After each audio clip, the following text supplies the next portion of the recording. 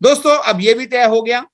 कि मुझे टैक्स लगना है, वैल्यू भी तय है, कौन से वाला टैक्स लगना है ये भी तय है। लेकिन एक बात अभी भी रह गई कि मुझे टैक्स गवर्नमेंट को पे कब करना है।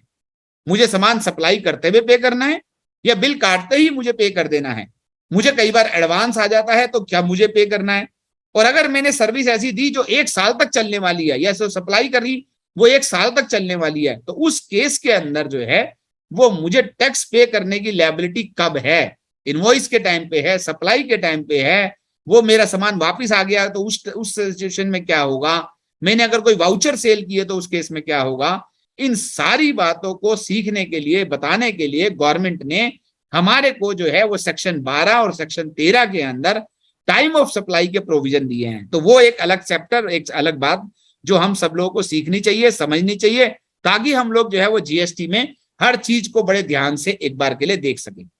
दोस्तों यहां तक एक बार के लिए हम लोगों ने सीखा कि मुझे जो है वो एक्टिविटी अगर मेरी टैक्सेबल है और अगर उसकी वैल्यू पता है, उस पर कौन सा टैक्स पता है, तो मुझे टैक्स पे करना है। लेकिन जब मैंने ये पानी की बोतल का मैन्युफैक्चरिंग करी तो मैंने प्लास्टिक खरीदा, मैंने प्लास्टिक का दाना खरीदा, मैंने ये स्टिकर खरीदा, मैंने बहुत सारी और तरह की सर्विस ली, मैंने बहुत और तरह का मटेरियल खरीदा जो अल्टीमेटली इस पानी की बोतल को बनाने में मेरे लिए जो है वो अपने आप में यूजफुल था। अब उस केस के अंदर जब हम ये बात कह रहे हैं तो मैंने बहुत सारा टैक्स पे भी करा होगा, मैंने बहुत सारा जब रॉ मटेरियल खरीदा तो मैंने उसके ऊपर जीएसटी पे भी किया होगा। तो मुझे अगर मैंने 100 रुपए का सामान बेचा और मुझे 18 रुपए गवर्नमेंट को देना है, तो मैंने जो है वो कहीं ना कहीं पर जो है वो 70 रुपए का सामान खरीदा भी होगा। और उस 70 रुपीज की जो परचेज है उस पर मैंने जो टैक्स पे किया वो मुझे अपनी आउटपुट लायबिलिटी 18 रुपए की लायबिलिटी के अगेंस्ट में सेट ऑफ करने का राइट है। वो सेट ऑफ कैसे करते हैं,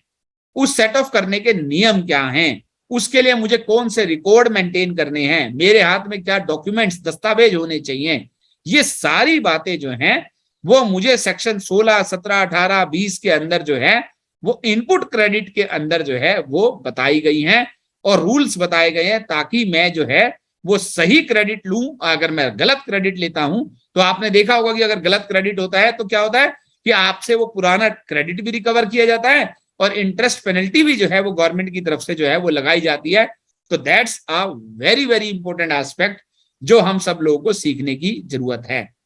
उसके बाद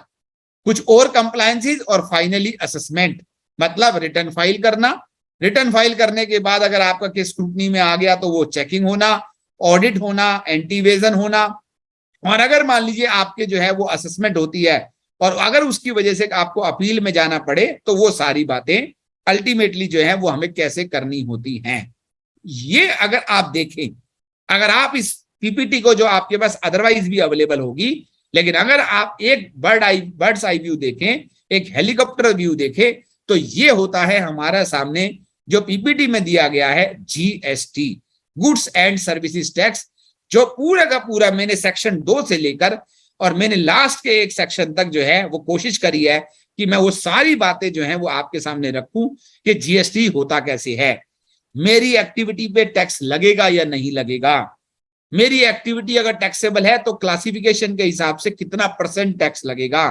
कितनी वैल्यू पे टैक्स लगेगा, मुझे कौन से वाला टैक्स लगाना है, मुझे टैक्स पे कब करना है,